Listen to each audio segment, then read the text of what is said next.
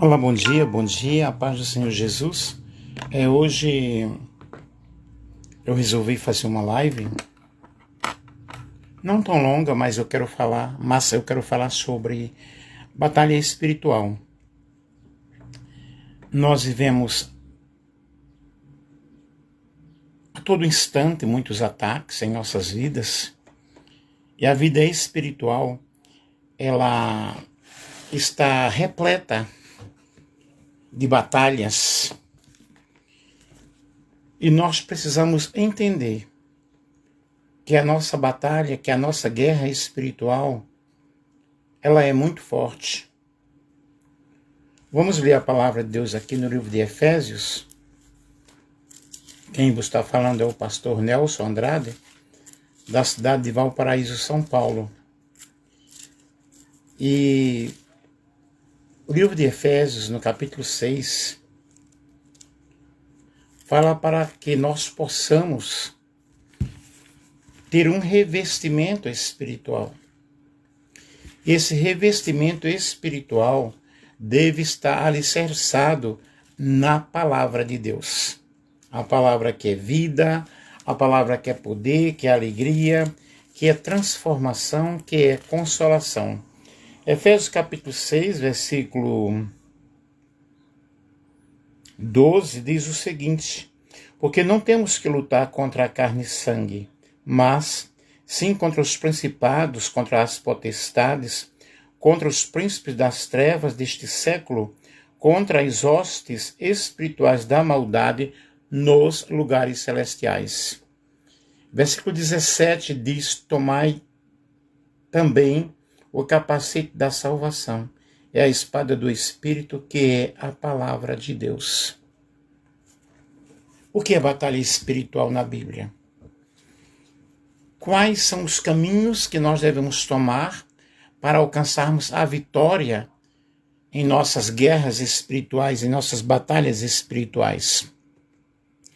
A batalha espiritual, ela é um grande conflito que os servos de Deus enfrentam diariamente contra as forças das trevas, contra as forças do mal.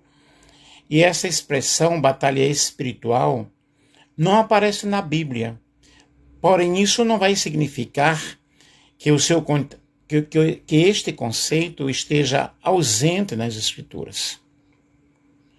Biblicamente, a batalha espiritual, ela é uma realidade.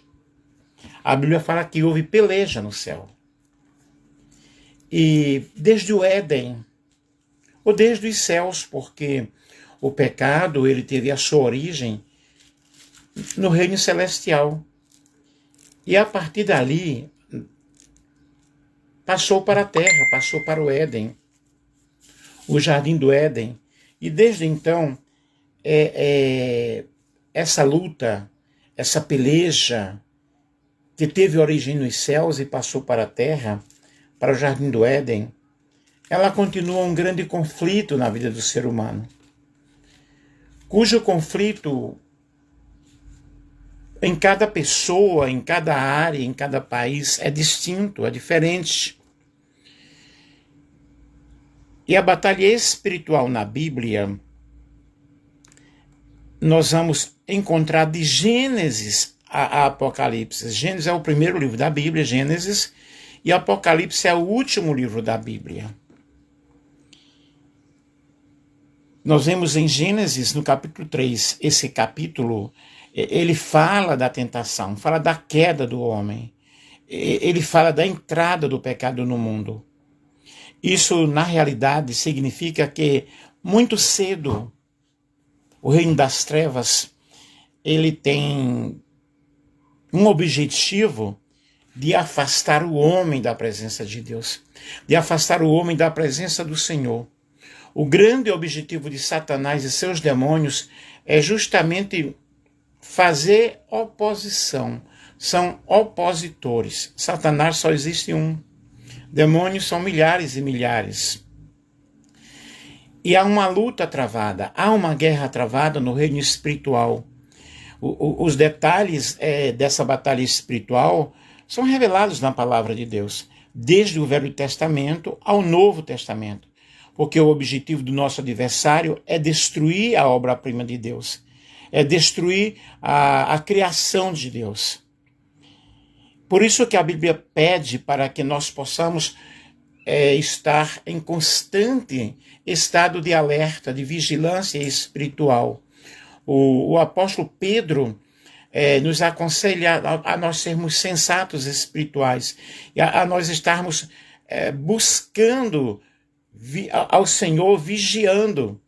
E Satanás é um inimigo perigoso, que anda ao nosso derredor, bramando como um leão. Ele não é o leão, ele brama como. Aí nós temos uma comparação, né? Nós vemos uma parte metafórica, comparativa, fazendo essa comparação ao bramido do leão. Ele brama para nos destruir. Ele brama para nos trazer inquietude, tristeza, angústia, decepções. E o apóstolo Pedro, ele diz, olha, vocês busquem a Deus, né? Tenham cuidado, vigiem, porque o diabo quer vos destruir. E o apóstolo Paulo, ele escreve muito sobre a batalha espiritual. Ele fala que as armas da nossa milícia não são carnais, porém poderosas em Deus para a destruição de fortalezas. Nós temos muitas fortalezas espirituais e nós precisamos trabalhar com a renovação do nosso entendimento, da nossa mente. Romanos capítulo 12 fala muito bem sobre essa renovação que nós precisamos ter. Vamos ler aqui em Romanos, Paulo escrevendo aos Romanos, no capítulo 12, ele diz o seguinte: rogo-vos, pois, irmãos, pela compaixão de Deus, que apresenteis o vosso corpo em sacrifício vivo, santo e agradável a Deus, que é o vosso culto racional. E não vos conformeis com este mundo, mas transformai-vos pela renovação do vosso entendimento, para que experimenteis qual seja a boa, agradável e perfeita vontade de Deus. Observe aqui que está falando de uma renovação da mente, de uma renovação do nosso entendimento, porque a batalha espiritual ela acontece em nossa mente. A nossa mente ela precisa estar alicerçada com a palavra de Deus. E nós vemos no livro de Efésios, o apóstolo Paulo diz que os inimigos que são principados e potestados, príncipes das trevas deste século e hostes espirituais da maldade nos lugares celestiais. Efésios capítulo 6 e o versículo 12. Com isso ele quer dizer que Satanás e seus adeptos formam grupos de um reino superorganizado. E a Bíblia esclarece que o objetivo desse império de Satanás é, na realidade, seus anjos, é, na realidade, fazer oposição a Cristo, oposição à sua igreja e àqueles que servem ao Senhor. O desejo deles é destruir a obra de Deus, é destruir as pessoas. Eu que eu diga, eu tenho lutado muito, batalhado muito mesmo, e os dardos inflamados do maligno querem nos atingir, porém o Senhor é poderoso, o Senhor está conosco na batalha, o Senhor está conosco nessa guerra espiritual. Como nós devemos vencer essa batalha espiritual? Nós devemos vencer essa batalha espiritual buscando a presença do Senhor. Adilson, tudo bem? Tudo jóia? Vigiando a todo instante, orando, revestindo-nos das armas espirituais que o Senhor nos concedeu. Porque a batalha espiritual é uma guerra vencida. Jesus venceu na cruz do Calvário. Através de Cristo nós temos o poder para pisarmos em serpentes e em escorpiões e nada nos fará dano. A autoridade está conosco. Maravilhoso é o Senhor que nos deu esse poder, essa autoridade, para que nós possamos destruir as fortalezas de Satanás. O poder de Satanás em nossas vidas, em nossos corações. Lucas capítulo 9 diz o seguinte: convocando os seus 12 discípulos, deu-lhes virtude e poder sobre todos os demônios e para curarem enfermidades. Poder maravilhoso dado pelo Senhor, porque o Senhor, Ele está conosco. O Deus de Jacó é o nosso refúgio. E nós somos testemunhas do Senhor. Lucas capítulo 10 diz: e depois disso, designou o Senhor ainda outros 70 e mandou-os adiante da sua face, de 2 em 2, a todas as cidades e lugares aonde ele havia de ir. E os discípulos, eles saíram no poder do Espírito Santo. E o Senhor estando com eles, significa que está conosco também. Mateus, no capítulo 28, o Senhor diz aqui, no versículo 19, portanto, versículo 18, e chegando Jesus falou-lhes dizendo: é-me dado todo o poder no céu e na terra.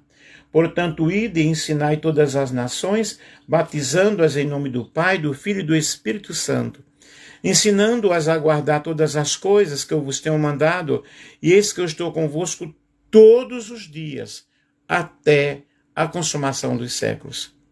A presença do Senhor é a nossa retaguarda. A presença do Senhor é a nossa força. A Bíblia, ela realmente nos fala dessa proteção, desse amparo do Senhor, dessa guerra, e não estamos sozinhos. Qual deve ser o nosso papel nessa guerra espiritual?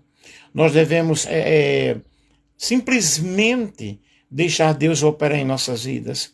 A Bíblia não nos diz que temos que usar supostos amuletos, né? Ou alguns amuletos, algumas correntes, algumas coisas, alguns rituais, algumas campanhas, mas a Bíblia diz que nós temos que tomar a armadura de Deus. Tomai a armadura de Deus. Mais uma vez, eu vou ao livro de Efésios, porque o segredo está, na realidade, nesse revestimento dessa armadura. Efésios 6 e 10 diz: no demais, irmãos meus, fortalecei-vos no Senhor e na força do seu poder, revesti-vos de toda a armadura de Deus, para que possais resistir, ou para que possais estar firmes contra as astutas ciladas do diabo. Se o Senhor não tivesse na minha vida, eu já teria sido destruído há muito tempo. Porém, eu estou descansando, aleluia, debaixo da sombra do Onipotente. E debaixo da sombra do Onipotente eu posso descansar. Debaixo da sombra do Onipotente eu posso ter segurança, posso ter paz, eu posso ter vida. O salmista, no Salmo 121, ele diz: eleva os meus olhos para os montes. De onde me virá o socorro? O meu socorro vem do Senhor, que fez os céus e a terra. Salmo 125 diz que os que confiam no Senhor serão como um monte de Sião, que não se abalam, mas permanecem firmes para sempre. E o Salmo 91 diz que aquele que habita, habitar é viver. Habitar é estar protegido. E aquele que habita no esconderijo do Altíssimo, a sombra do Onipotente descansará. Eu estou descansando em Deus.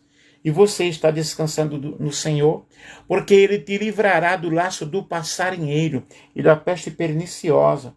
Ele te cobrirá com as suas penas. Aqui nós vemos mais uma vez a expressão de proteção, cobrir com as suas penas. É uma simbologia muito forte. As penas de uma galinha, elas amparam os filhotes no dia da tempestade. Elas dão calor na época do frio. E o Senhor é a nossa sombra. Ele nos guarda, Ele guardará a tua entrada e a tua saída desde agora e para sempre. Não temerás espanto noturno, nem seta que voe de dia, nem peste que ande na escuridão, nem mortandade que assole ao meio-dia. 1000 cairão ao teu lado, 10.000 à tua direita, mas tu não serás atingido. Aqui está a verdadeira batalha espiritual. Portanto, tomai toda a armadura de Deus. E tomar a armadura de Deus é apelar para a proteção do Senhor. É apelar para a misericórdia de Deus. E a misericórdia de Deus é a causa de nós não sermos consumidos. As Escrituras, elas falam que nós devemos destruir as fortalezas espirituais. Segundo a carta de Paulo aos Coríntios, no capítulo 10, versículo 4 e 5, diz: pois as armas da nossa milícia, as armas da nossa guerra, não são terrenas, não são carnais, mas poderosas em Deus para destruir fortalezas. Destruímos vãs filosofias e a arrogância que tentam levar as pessoas para longe do conhecimento de Deus. E uma fortaleza, ela consiste em um conjunto de ideias que estão de acordo às mentiras e às acusações satânicas. Satanás é maquiavélico, ele tenta nos destruir a cada instante, a cada momento, e reuniões inteiras podem ser afetadas. As nossas mentes podem ser afetadas. E há 3 tipos de guerra, de fortalezas espirituais. Fortalezas mentais. O inimigo, ele trabalha na nossa mente, mas nós devemos renovar a nossa mente com a presença do Senhor, lendo a palavra de Deus, pensando de forma nova, renovando o nosso entendimento. O salmista, ele pediu: cria em mim, ó Deus, um coração puro, e renova dentro de mim um espírito reto, um espírito inabalável, e não me lances fora da tua presença. Fortalezas culturais. Nós temos muitas fortalezas culturais que estão de acordo ao pensamento maquiavélico do inimigo. As fortalezas culturais são contra os valores cristãos, mas nós devemos passar pelo crivo da palavra de Deus. Outra fortaleza espiritual muito forte são fortalezas cósmicas, que são potestades, principados, dominadores demoníacos nos ares. São anjos demoníacos, hostes infernais. E Paulo, ele nos fala que nossa luta não é contra seres humanos, mas sim contra principados, contra potestades, contra dominadores desse sistema de trevas, contra as hostes espirituais do mal nas regiões celestes, né? Esse sistema, ele luta contra o Senhor. São hostes fortíssimas e nós precisamos buscar a presença de Deus. As potestades demoníacas, elas são fortes. E nós vencemos com a palavra de Deus. Jesus, ele venceu o inimigo com a palavra, dizendo: está escrito. Os principados e potestades são governantes. E na Bíblia vai depender muito do contexto. Esses governantes podem ser líderes políticos ou líderes espirituais, anjos e demônios. São traduções diferentes da Bíblia, que traduzem principados e potestades como governadores, como poderes, como autoridades. Potestades são pessoas com poder de autoridade e autoridade sobre outras pessoas.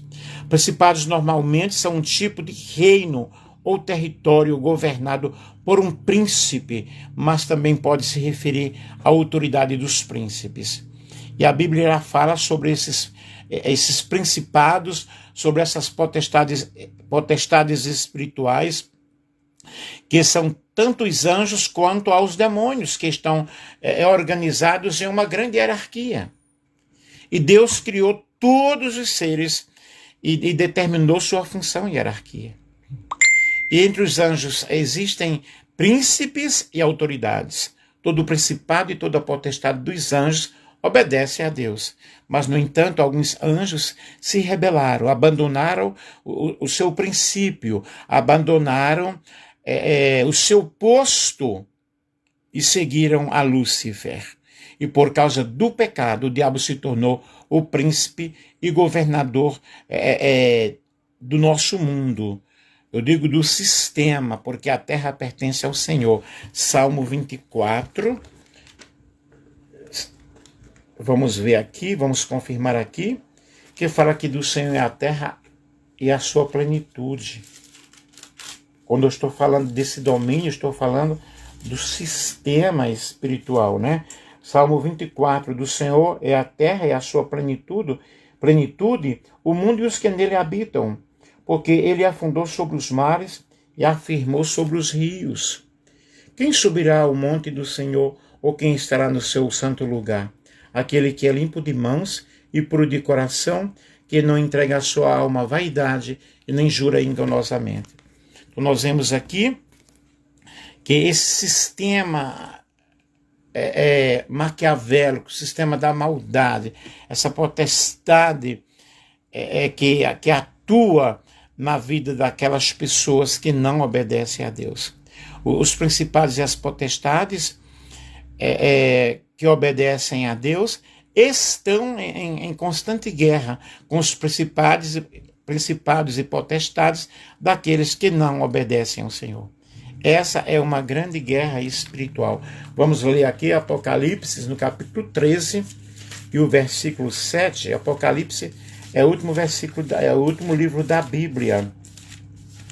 Apocalipse 13, versículo 7, diz o seguinte: e foi-lhe permitido fazer guerra aos santos e vencê-los, e deu-lhes poder sobre toda tribo e língua e nação. Então, há uma guerra muito forte. E nós vamos vencer através da oração, através do jejum. E eu tenho uma boa e excelente notícia para você. Na cruz, Jesus venceu todo o principado e toda a potestade do mal. Nenhuma autoridade, por mais poderosa que seja, está acima do nome de Jesus. Está acima do poder de Jesus. Jesus conquistou na cruz do Calvário. Na cruz, Jesus conquistou a salvação para todas as pessoas que acreditam nele. A conquista, na realidade, foi ferrenha, foi dura, foi difícil. Mas, por causa da vitória de Jesus, nós podemos sentir paz. Vitória sobre o pecado. Jesus, na cruz, conquistou. Durante sua vida, Jesus enfrentou muitas dificuldades, muitas tentações. Ele nunca pecou. E na hora da morte, ele foi perfeito. Ele foi o vencedor. Aleluia! Jesus não era apenas homem. Ele também é Deus e veio para pagar por nossos pecados. Todos os nossos pecados. Ele pagou o preço da nossa salvação. Nós não temos que fazer nenhum outro sacrifício para a nossa salvação, porque ele pagou o preço. Essa foi a maior guerra, essa foi a maior batalha espiritual. Todo aquele que crê e o aceita como Salvador será salvo. Eu vou provar isso lendo Romanos, capítulo 6. Justamente abri aqui, ó, que maravilha, Romanos capítulo 6, e o versículo 5 ao versículo 7. Porque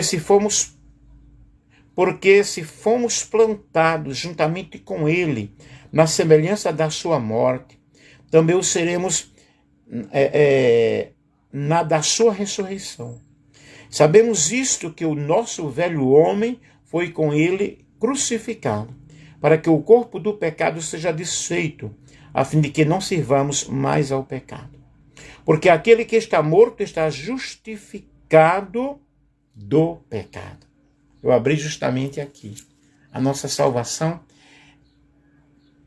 não foi por obras, não foi por dinheiro, não foi por prata, mas foi pelo precioso sangue de Jesus.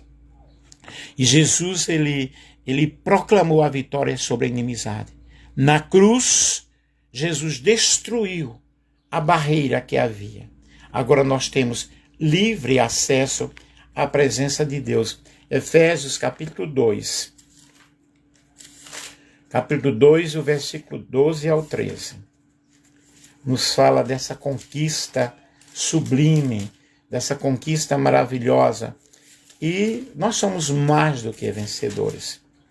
Efésios capítulo 2, versículos 12 ao 13, diz que naquele tempo estavais sem Cristo, separados da comunidade de Israel, como estranhos aos concertos da promessa, não tendo esperança e sem Deus no mundo.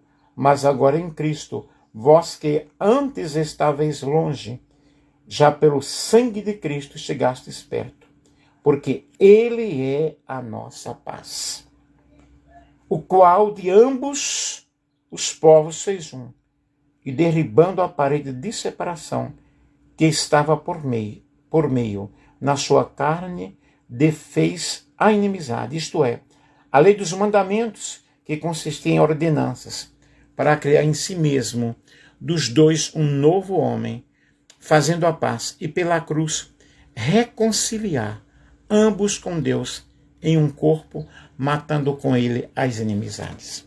Jesus pagou o preço da nossa salvação.